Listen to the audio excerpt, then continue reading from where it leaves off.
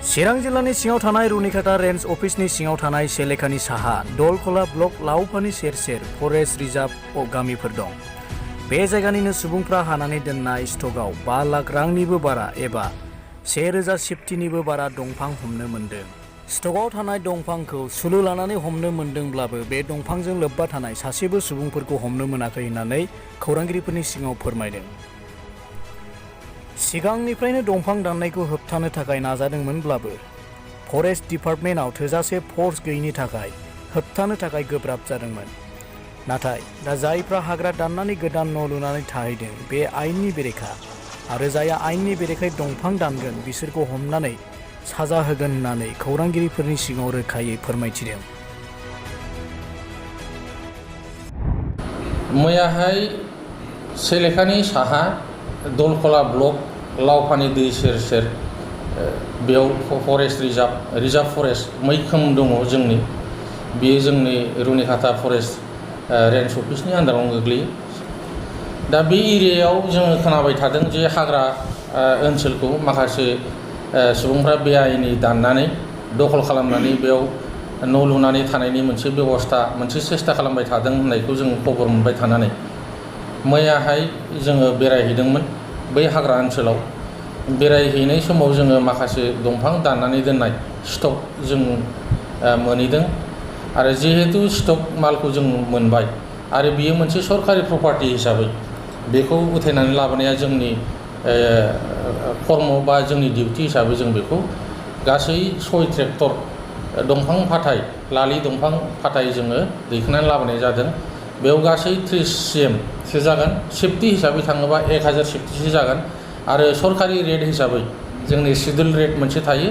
Schedule rate हिसाबै बियो माने 5 लाखसोनि भेलुनि दंफां जों बेखौ रिकभारि खालामनाय जादों। मानसिखौ जोङो ओरैनो जास्ट सासपेक्ट खालामनानै ओरैनो जोङो एरियायाव जिहेतु साफा सानै मानसिफोर जों नुलाबायदोंमोन बिसोरखौ जोङो सोंनो थाखाय बिसोरखौ जों कास्टडियाव लाथ'नाय जादोंमोन। एक्सुवेलि बिसोरखौ जोङो एरेस्ट खालामनाय जायाखैमोन। जोङो कास्टडियाव लानानै बिसोरनि स्टेटमेन्ट लानाय जादों।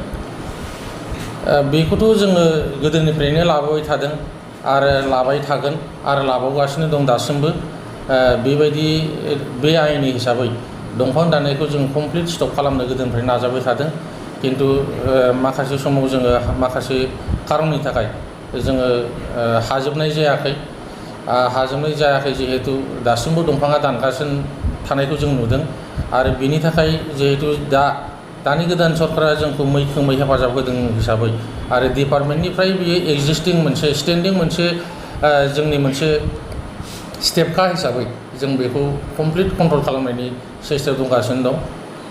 बिथांमोनहा जे आंनि सायाव मोनसे स्टेटमेन्ट लानो फैदों बिनि गेजेरजों मोनसे फोसावनो बा मोनसे मिथिहोनो आं लुबैदों।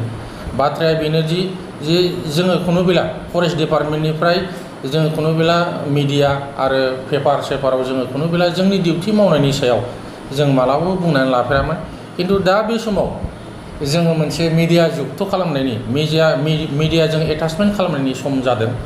बिनि खारना बेनो दासिम जोंनि सुबुंफोरा जोंनि रायजो राजाफ्रा हाग्रा बिफाना जे थांनानै थानांगौ, हाग्राया जे जोङो सुबुं हारिनि जे गोबाङै गोनांथार, हाग्रा गैयाबा जे खुनु जिबा बे प्रिथिबियाव थांनानै थानो हाया, बिनि मोनसे मिथिहोनांगौनि मोनसे गोनांथि जानानै फैबाय।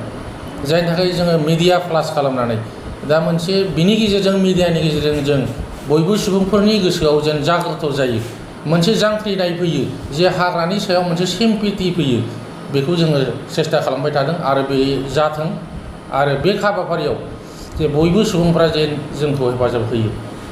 जोंथ' थांनाय 21 तारिखआव बे थांनाय मार्चनि 21 तारिखआव जों एजेक्सन मोनसे प्रग्राम लाखांबाय आरो गोबां बाहाय न' बां सिफायनाय जाबाय आरो बिसोरनि खेथि जेनाखि मावदोंमोन खेथि आबादफोर बेफोरखौ जों दंस' खालामनानै फैनाय जाबाय आरो बिनि गेजेराव जोंखौबो गोबां सुबुंफोरा मिडियानि गेजेरजों गोबां समाल'सना खालामदोंमोन। समाल'सना खालामब्लाबो जेबो जाया, जिहेतु बे जों सरकारनि आयेननि गेजेरावनो दं। जों आयेन बेरेखा जों मावाखै। आयेन बेरेखा मावनो थांनाय सुबुंफोरखौसो जों बादा होदों आरो जोंनि थरफनिफ्राय दिनैहाय आङो नोंथांमोननि गेजेरजों क्लियार होनो सानदों जिहेतु फरेस्ट राइट एक्टनि 2006 फरेस्ट राइट एक्ट जेनाखि आयेन पास जादोंमोन बेनि गेजेरजों जोङो बे हाबाफारिखौ मावबाय थानाय जादों आरो बेयाव रोखा रोखायै लिरनाय दं जे 2006नि उनावहाय जायफोर सुबुंफ्रा हाग्राखौ दाननानै थांनानै थानायनि राहा बेयाव रायजो जानायनि जेनाखि राहा खालामनो नागिरदों बिथांमोननि साननाया बिथांमोननि सिन्था धारनाया फैमाल जिहेतु 2006खौनो मोनसे जोङो टाइम लाइन मोनसे लिमिटेसन होनाय जादों बेनि उनाव हाबनाय आरो दाननाय हाग्राखौ जोङो खुनु रेहाय होनाय जानाय नङा आरो दासिम जिहेतु दानबाय थानायखौ नोंथांमोनहा जुदि मोनदोंब्ला साननैसोनि गेजेराव आं बेखौ एफआइआर लज